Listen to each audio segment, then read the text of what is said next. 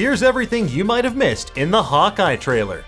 Christmas is coming early this year, Marvel fans, specifically on November 24th on Disney Plus in the form of a brand new Hawkeye TV show. On Monday, Marvel released the first official trailer for the Hawkeye series, which will draw inspiration from Matt Fraction and David Aja's iconic Hawkeye comics, amongst others. The trailer looks like a crime and Molotov cocktail-filled holiday romp that'll give Iron Man 3 a run for its money as the most overtly Christmassy MCU offering. What are you waiting for? It's Christmas. Now, my biggest question, though, is will this Hawkeye series actually be good? Don't give me hope. It sure looks that way based on this first trailer. We're going to break down the trailer and all the Easter eggs and hidden details that you might have missed in just a moment, and in order to break this down, we do need to talk about what we know about the series so far, as well as the comics and the events of Black Widow. But if you want to go into this show knowing less about what's going on than Kate Bishop knows about Hawkeye's trick arrows, then leave now before it's too late. Alright, let's get into it, shall we? The first Hawkeye trailer teases a Christmas-time caper set in post-blip New York City. Clint Barton's trying to spend more time with his family after leaving the Avengers. But when a dangerous threat from his past rears its ugly head, Clint is going to need all the help he can get if he wants to make it back to his family in time for Christmas Day. And that help is coming courtesy of Kate Bishop, a 22-year-old aspiring superhero who's taking after the Avengers' resident Archer. You're Hawkeye! Who the hell are you? The trailer opens on the Empire State Building lit up with Christmas colors to let us know visually before they tell us verbally that it is, in fact, the most wonderful time of the year. Now, this is clearly going to adapt the 6 Nights in the Life of Hawkeye storyline from Hawkeye number 6 and others to show the chaos that unfolds around Clint Barton in the lead up to the holidays. We see Hawkeye eating dim sum with his kids as his daughter Lila says, "This is the first Christmas we've had together in years." As you may recall, Hawkeye's family was snapped in front of him, prompting him to get a dramatic haircut and spend 5 years murdering his way through the global criminal underworld as Ronin, something that's definitely about to come back to haunt him. The murder part, not that haircut, but that was pretty bad.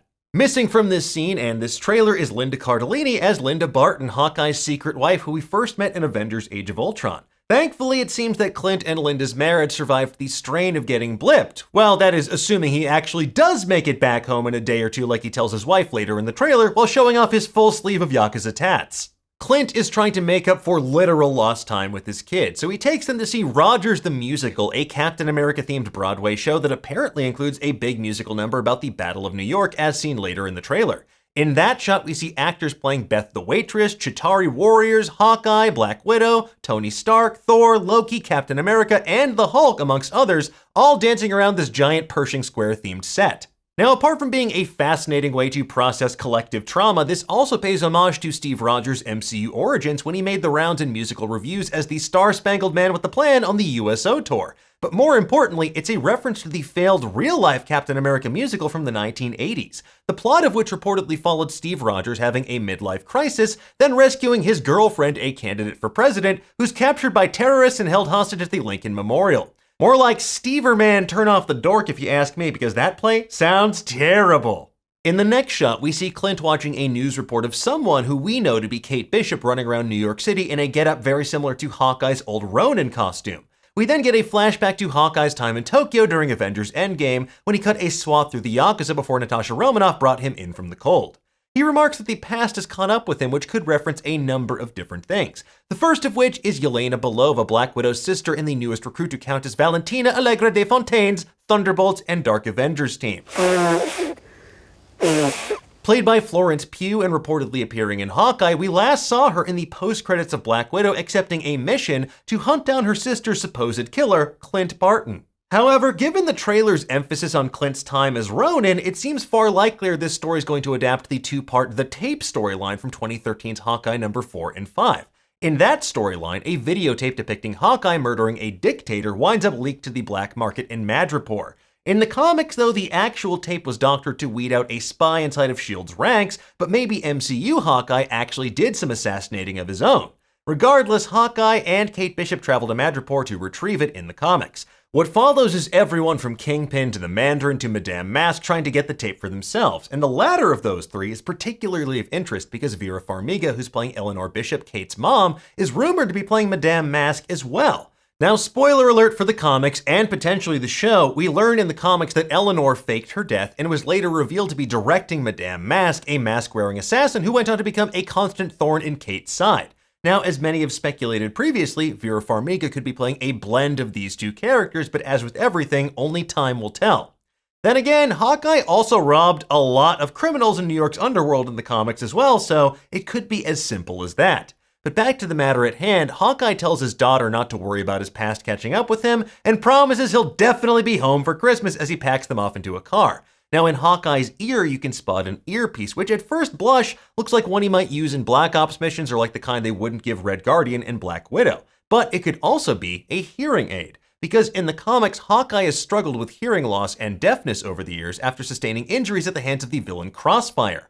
That encounter left him 80% deaf until he sustained further damage when the villain Clown stabbed him in the ears with his own arrows. Hawkeye did eventually learn sign language to help him communicate and regain some of his hearing thanks to highly advanced hearing aids designed by Tony Stark. But considering the Marvel Studios logo featuring what looked like to be sound waves emanating from a single point, and we know the deaf hero Echo is going to be appearing in this series as well, it's a very strong bet they're going to address this storyline as well. Moving on, although Kate Bishop was first introduced in 2005's Young Avengers #1, this series will be our introduction to her in the MCU. Inspired by Hawkeye's ability to save the day despite a lack of superpower, she modeled herself after the Avengers' resident archer. You're Hawkeye! Who the hell are you? She eventually became Hawkeye's protege and joined the Young Avengers as a full-fledged member. And as we see in the trailer, Kate claims to be the world's greatest archer, but that bell tower says otherwise. Regardless, this is yet another step towards the eventual Young Avengers series or movie that the MCU is so clearly laying the groundwork for. We then see an overhead shot of Grand Central Station where the Avengers first assembled during that iconic shot in the Battle of New York in 2012's Avengers, and during Hawkeye's phone call with his wife, we see our first glimpse of the Tracksuit Mafia, or the Tracksuit Draculas as they're sometimes called. Led by Ivan Banionis, they first appeared in Hawkeye #1 as a group of street thugs who made life a living hell for both Clint Barton and his neighbors in their Bedford-Stuyvesant apartment building. And if you look closely, especially later when Hawkeye's kidnapped and surrounded, one of them is taller than the rest with distinctive facial hair and appears to be Ivan himself in the flesh. Anyway, Hawkeye yeets a Molotov cocktail back at the Tracksuit Draculas, punches another one in a garage or office of some sort, then leaps out a window only to fall flatly on the Christmas tree at Rockefeller Center. In the next shot, we see Hawkeye absolutely beat to shit, icing his wounds, which is how he most often appears in the Fraction and Aja comics. Next, we see him dressed to the nines running through a buffet and dodging bullets. Considering how we see him dolled up with Kate Bishop later in the trailer, this could be a riff on Hawkeye #2's storyline, where they infiltrate the criminal-filled Cirque de Nut event at the opening of the Metropole Hotel. There, they battle the Ringmaster, a villain that was trained by Hawkeye's mentor, Swordsman, and they wind up robbing a lot of New York's villains in the process, including Madame Mask and Kingpin, to name a few. As we can see, our heroes are going to have their work cut out for them because Kate Bishop's rescue attempt goes south real quick.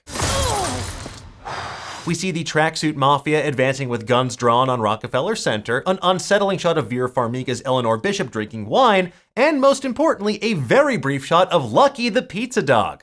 Originally named Arrow, Lucky used to belong to Ivan and the Tracksuit Mafia until he was injured during a fight in Hawkeye #1.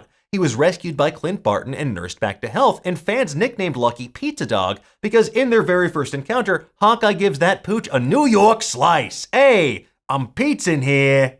Hawkeye #11 is an issue told entirely from Lucky's point of view, and it remains one of the single greatest comics I've ever read, so fingers crossed we get an extended Lucky POV sequence on the show as well. And if you want to know more about Lucky the Pizza Dog, make sure you check out our primer over on Nerdist.com. Next up, we see Hawkeye at what appears to be a Renaissance fair or maybe some sort of LARPing event where people are battling each other with medieval weapons. So maybe this could be him seeking out his old mentor, Swordmaster, or maybe he has a weird new hobby since he left the Avengers. After that, we see the aforementioned shot of Clint and Kate dressed up at Rockefeller Center, them taking bows to a gunfight amid the wreckage of the massive Christmas tree there, and what might be our first glimpse of Alaqua Cox as Echo, a deaf hero that began her career working for the Kingpin. Next, we see what appears to be an underground auction in a wine cellar, maybe a riff on the events of the Tape storyline, which is rudely interrupted when the wall explodes, probably due to Echo's meddling. So I guess they should have called the Montresor to keep that Amontillado safe and sound, huh? For the love of God, you gotta be kidding me.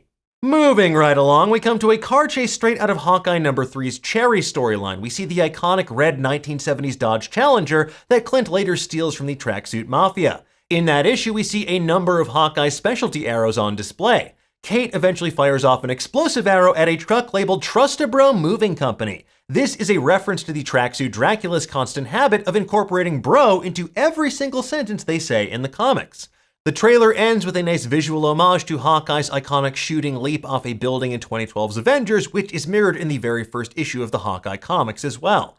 Some Christmas indeed, Clint, some Christmas indeed, because between the Tracksuit Mafia and whatever other villains like Madame Mask might be coming back, Clint and Kate are gonna have their hands full, and I can't wait to see what this show has in store for us. Honestly, Hawkeye was maybe my least anticipated MCU entry, but this trailer and the phenomenal source material from which it's drawing are giving me hope for another new flavor the MCU's been missing ever since Marvel's Netflix shows were snapped out of existence. So fingers crossed it lives up to the hype when it debuts on November 24th, but in the meantime, we'll have you covered with plenty of articles over on Nerdist.com. For now though, tell us, what did you think of the first Hawkeye trailer? Did you spot anything that we missed? You're a Hawkeye! Let us know in the comments below, and for the latest and greatest in the world of pop culture, stay tuned to Nerdist.com.